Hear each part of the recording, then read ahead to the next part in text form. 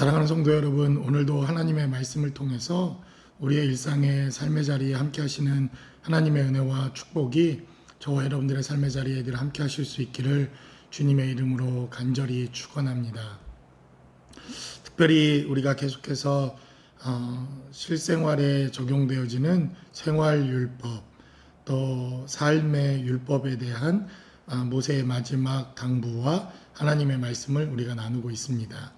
특별히 어제 우리가 기록되어진 말씀을 통해서 고아와 과부와 객과 사회적인 소외 계층에 해당되어지는 이러한 가불관계의 문제들에 대해서 하나님의 말씀을 적용해 보고, 이러한 메시지가 일상의 삶을 살아가는 지금 우리의 삶의 자리에서도 대단히 필요한 말씀일 뿐만 아니라, 이러한 메시지가 실현되기까지 얼마나 많은 노력과 그리고 많은 정치적 또 경제적 법적인 이러한 많은 하나님의 말씀에 담겨져 있는 메시지가 이 시대에도 얼마나 중요한 메시지가 될 수 있는가 하는 것을 우리가 어제 말씀을 통해 나누어 보았습니다.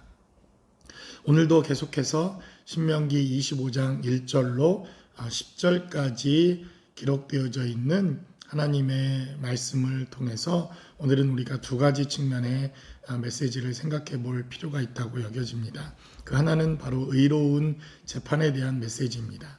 1절로부터 3절까지 기록되어져 있는 메시지를 살펴보면, 사람들 사이에 시비가 생겨 재판을 청하면 재판장은 그들을 재판하여 의인은 의롭다 하고 악인은 정죄할 것이며, 악인에게 태형이 합당하면 재판장은 그를 엎드리게 하고 그 앞에서 그의 죄에 따라 수를 맞추어 때리게 하라. 이렇게 태형에 대한 하나님의 메시지가 기록되어져 있습니다. 그리고 이 태형은 40까지는 때리려니와 그것을 넘기지는 못할지니 라고 성경은 기록합니다. 사도 바울이 고린도 교회에 편지하면서 40의 감한 매 하나를 자신은 2번이나 경험했다, 이렇게 고백하는 것을 봅니다. 그만큼 사도 바울이 고난과 핍박과 아무런 이유 없이 그가 어려움에 처해 있다고 하는 이러한 표현을 40의 감한 매 한 대, 이렇게 표현했던 표현이 바로 오늘 신명기에 기록되어져 있는 이 하나님의 말씀이 적용되어진 사례입니다. 바로 3절에 기록된 대로 40까지는 때리려니와 그 이후 태형을 할 수 없도록 하나님께서 규정해 놓으십니다.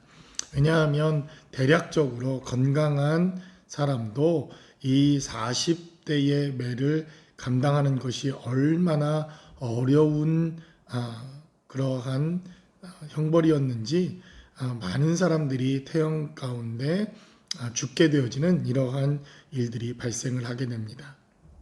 그래서 40대의 매를 맞았다라고 하는 것은 바로 죽음 직전까지 가는, 그리고 잘못하면 남성 같은 경우는 남성의 생식 기능을 잃어버리는 이러한 아주 극형의 어려움에 처해지는 죄악의 형벌 가운데 하나가 바로 이 40의 감한 매 한 대를 맞는 이러한 형벌입니다. 그래서 오늘 본문에 기록된 대로 그 이상 너무 과도한 생명과 목숨을 잃을 만큼의 매질을 가하지 못하도록 하나님께서 율법에 이렇게 정해 놓으시는 것을 봅니다.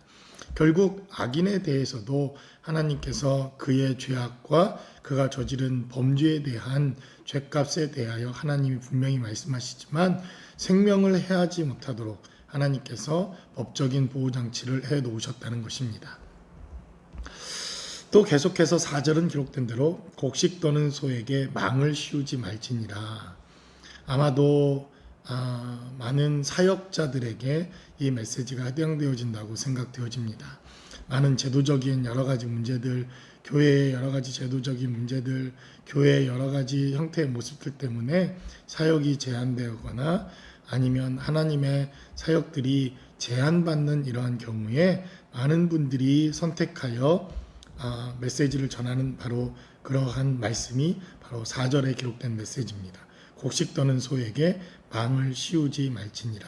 단지 이것은 사역자에게만 해당되어지는 메시지는 아닌 것 같습니다.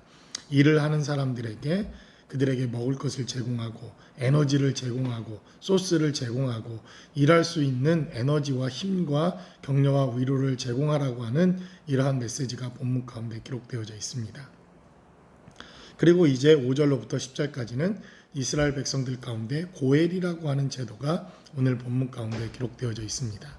우리는 어제 룻기라고 하는 말씀이 어떻게 적용되어졌는지, 그리고 곡식을 추수하는 그 가운데 모든 곡식을 추수하지 말고 고아와 과부와 객을 위해 남겨놓으라, 그리고 그들을 먹여 살려라, 그들에게 가장 최소한의 곡식과 과일을 제공하도록 하나님께서 율법에 기록된 이 메시지가 룻기에 어떻게 적용되었는가에 대한 말씀을 통해서 최소한의 이러한 사회 보장 안전 장치를 통해서 메시아가 올 수 있는 통로가 되어졌다고 하는 말씀을 나누었습니다. 근데 오늘 본문에 기록되어져 있는 5절로 10절까지는 고엘 제도라고 하는 제도입니다.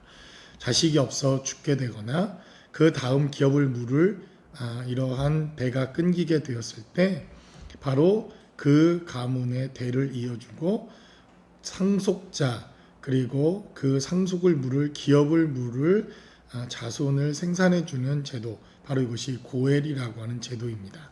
바로 이 고엘 제도를 악용해서 바리새인들이 또 사두개인들이 예수님을 공격했던 메시지들이 있습니다. 부활을 믿지 않았던 자들이 첫째와 두 번째와 세 번째와 마지막 일곱째까지 자식이 없어 죽게 되어지면 바로 그는 누구의 남편입니까? 이렇게 하나님의 율법의 메시지를 왜곡되어 적용하여 하나님의 말씀을 공격하고 예수님을 공격했던 이러한 악의 무리들이 이 말씀을 잘못 적용했던 예들도 성경에 기록된 말씀을 통해 살펴볼 수가 있습니다. 다시 여러분들이 룻기라고 하는 메시지를 잘 살펴보면 이 고엘 제도가 잘 룻기에 적용되어지는 메시지를 살펴볼 수가 있습니다. 바로 남편과 자식을 다 잃어버리고 고향으로 돌아온 나오미, 남편을 잃어버렸던 룻, 그들은 이제 기업을 물을 수 있는 자신들의 장자를 잃어버리고 맙니다. 나오미가 다시 결혼하여 아들을 낳아 그 아들이 룻과 결혼할 수 있는 환경과 상황도 되지 못합니다. 그래서 이 나오미가 생각한 것은 바로 고엘이라고 하는 제도입니다. 그의 기업을 물을 자를 찾습니다. 가장 가까운 친족들을 찾아 나서지만 그 누구도 자신의 기업을 룻과 나누거나 나오미와 나누기를 거절합니다. 바로 그때에 보아스라고 하는 이 친족이 가장 근접해 있었던, 나오미와 룻과 가장 근접해 있었던 이러한 친족들을 찾아가 룻의 기업을 물을 것인가, 나오미의 가정의 기업을 물을 것인가를 묻습니다. 바로 이것이 고엘 제도입니다. 만약 그들이 룻에 대하여 기업을 물고 나오미의 기업을 물을 것이다 라고 답했다고 한다면 가장 우선순위에 있었던 사람이 룻과 나오미를 책임지고 그들이 기업을 물을 수 있도록 재산을 분할하고 땅을 분할하는 이러한 일들을 감당하게 됩니다. 그러나 그들은 자신의 권리를 포기합니다. 그래서 성문 어귀에서 만나는 자들마다 자신의 권리를 포기한다는 이러한 의미로 신을 벗습니다.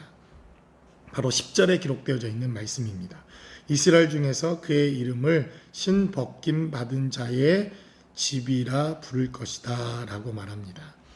자신의 기업을 물을 것을 포기하고 자신의 상속권을 포기하는 자들이 자신의 권리를 포기하는 의미로 신을 벗습니다. 그래서 이스라엘 백성들이 신을 벗는다고 하는 이 의미는 자신의 권리와 자신의 의와 자신의 모든 것을 포기한다고 하는 이러한 의미로 신을 벗습니다. 이 모든 것을 성문 어귀에서 확인했던 보아스라고 하는 사람이 이제 자기의 차례가 되어지자 그는 고엘 제도를 선택합니다. 그래서 아마도 나이 차이가 많이 났을 것이라고 여기지는 보아스와 룻의 결혼이 성사가 됩니다. 그리고 이 보아스를 통해서 결국 룻이라고 하는 이 이방 여인은 하나님의 말씀을 통하여 이스라엘 회중에게 들어오고 나오미라고 하는 이 여인도 보아스를 통하여 기업을 물게 되고 보아스는 바로 다윗의 할아버지 다윗의 왕족의 대를 잇는 이러한 하나님의 경륜과 섭리 속으로 들어오는 놀라운 역사가 있는 것을 보게 됩니다.